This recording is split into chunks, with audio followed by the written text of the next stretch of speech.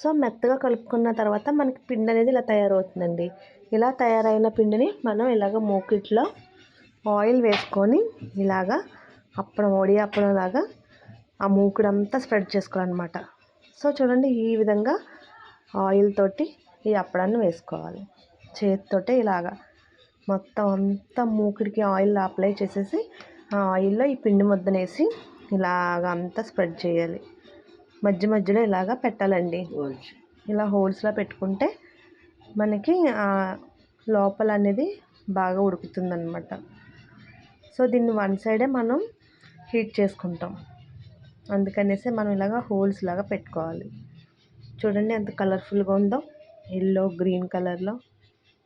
So దీని taste కూడా చాలా బాగుంటుందండి. ఇది తమిళనాడు చాలా ఫేమస్ డిష్ అన్నమాట.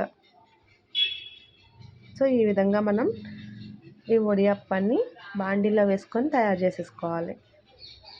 సో ఈ రకంగా మనం బాండీలో తయారు చేసుకున్న వడియప్పాన్ని ఇలాగా స్టవ్ వెలిగించుకొని లో ఫ్లేమ్లో పెట్టుకొని దీన్ని బాగా వేగనివ్వాలన్నమాట. 10 to 15 మినిట్స్ తర్వాత మనం మూకిల్లో ఎలా అయితే వేసుకున్నామో చూడండి, వేడి కొంచెం చల్లారిన తర్వాత మేము తెస్తే ఇలాగా జల్లెడి గిన్నెలాగా భలే వచ్చింది. అటు తిప్పి చూస్తే చూడండి, మనకి రెడ్ కలర్లో ఎలాగా వేగిందో చూడండి, సేమ్ అప్పడంలాగా వేగిందన్నమాట. సో దీన్ని ఇప్పుడు టేస్ట్ చూసి ఎలా ఉందో నేను మీకు వివరంగా ఎక్స్ప్లెయిన్ చేస్తాను. సో మన ఎమ్మి మసాలా వడియప్పం రెడీ అయిపోయిందండి. దీన్ని ఇప్పుడు టేస్ట్ చేస్తాను నేను. దీనికోసం మంచిగా మేము ఏమేమి తీసుకున్నామంటే టమాటా సాస్ కొంచెం తీసుకున్నామండి, అలానే పల్లీల చట్నీ అన్నమాట.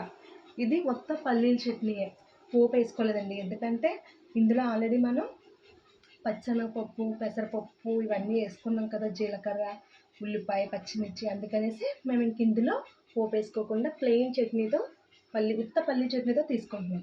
సో చూడండి, మనం ఏమైతే పచ్చిశనగపప్పు, కొత్తిమీర, ఆనియన్ పీసెస్ ఇవన్నీ వేసుకున్నాం కదా, ఇవన్నీ పైకి భలే కనిపిస్తున్నాయి. ఇటు సైడ్కి ఏమో రెడ్, ఇటు సైడ్కి ఏమో యెల్లోయిష్ కలర్. సో చూడటానికి అయితే చాలా టెంప్టింగ్గా ఉంది. దీన్ని ముందుగా నేను పల్లి చట్నీతో టేస్ట్ చేస్తున్నానండి.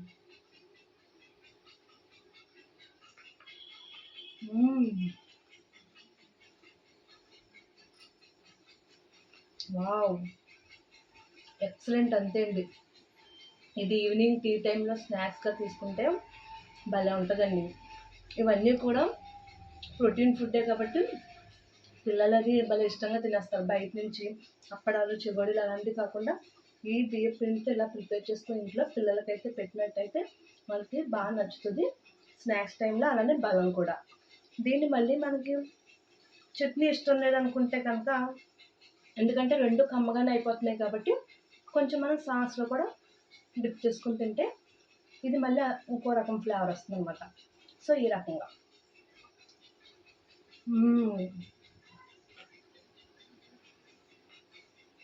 టమాటో సాస్తో అయితే ఇంకా బాగుందండి, ఎందుకంటే అందులో కొంచెం స్వీట్నెస్ వస్తుంది కదా, అలానే పుల్లగా. ఇది కమ్మగా ఉంది కాబట్టి ఆ పుల్లదనానికి, ఆ స్వీట్నెస్కి పిల్లలు అయితే భలే ఇష్టంగా తినేస్తారు. సో మేము ఇది ఎలా అయితే ప్రిపేర్ చేసామో, ఏమేమి ఇంగ్రీడియంట్స్ వేసి ప్రిపేర్ చేసామో అదేవిధంగా మీరు కూడా ప్రిపేర్ చేసి నాకు కామెంట్ సెక్షన్లో చెప్పండి ఈ తమిళనాడు డిష్ మీకు ఎలా వచ్చిందో. సో ఇది నచ్చినట్టు కనుక అయితే మీకు లైక్ చేయండి, షేర్ చేయండి, సబ్స్క్రైబ్ చేయండి. అలాగే ఇప్పుడు మీకోసం ఒక హెల్తీ టిప్. సో ఇప్పుడు మనం ముందుకు వచ్చేసారండి హెల్తీ టిప్ కోసం. దానిమ్మ ఆకులు అయితే తీసుకుని వచ్చారనమాట. సో ఈ దానిమ్మ ఆకులతోటి ఎలా చేసుకోవచ్చో చూడండి, మనకి రెమెడీ.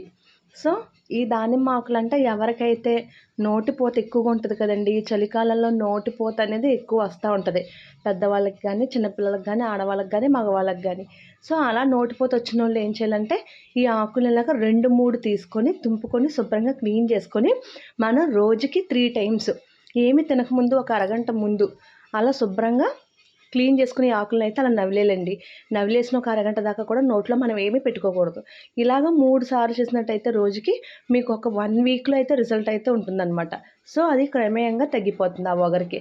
అలానే చిన్నపిల్లలు జిగట కడుపు నొప్పి వచ్చి పేచే పెట్టేస్తూ ఉంటారు కదండి, వాళ్ళకు కూడా ఈ ఆకులతో ఈ రెమెడీ బాగా పనిచేస్తుంది అనమాట.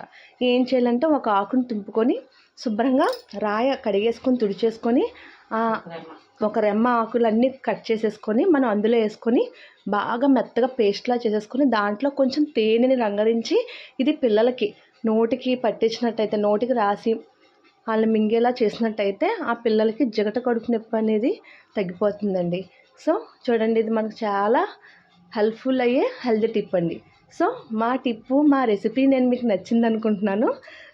సో లైక్ చేసి సబ్స్క్రైబ్ చేసి షేర్ చేయండి, అలానే బెల్ ఐకాన్ని ప్రెస్ చేయండి. Bye bye. టుమారో మళ్ళీ మీకోసం ఒక మంచి రెసిపీతో వచ్చేస్తాం.